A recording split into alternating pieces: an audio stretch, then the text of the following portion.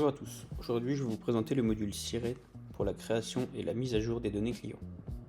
Sur le module, on se rend donc sur le bouton Siren. Juste ici, on entre le nom ou le Siren du client que l'on veut créer. Ici en l'occurrence, on va utiliser La Poste. On clique sur Entrée, puis une liste s'affiche avec le siège en premier et les différents établissements. On sélectionne celle que l'on veut créer comme nouveau client et on clique sur ce coche vert pour le créer. On a donc le nom, le Siren et le Siret qui s'affichent. On peut créer automatiquement l'adresse avec ce bouton et ainsi décider de la définir comme adresse de facturation et de livraison principale. On valide en cliquant sur Poursuivre. Une fois ici, on a accès à la fiche de notre nouveau client que l'on peut modifier si besoin. On enregistre et le client est maintenant créé. On peut voir que les informations sont entrées automatiquement grâce au système. Le client est maintenant disponible pour pouvoir créer les différents documents. Maintenant, on va donc voir comment mettre à jour les données clients. Donc pour cela, on va utiliser l'entreprise Enedis. L'entreprise est déjà enregistrée mais n'est pas totalement à jour comme on va le voir juste après.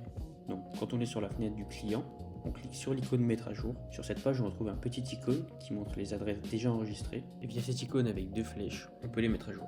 Une fois ici, à gauche, on a les infos de notre base et à droite, les informations du registre Siren.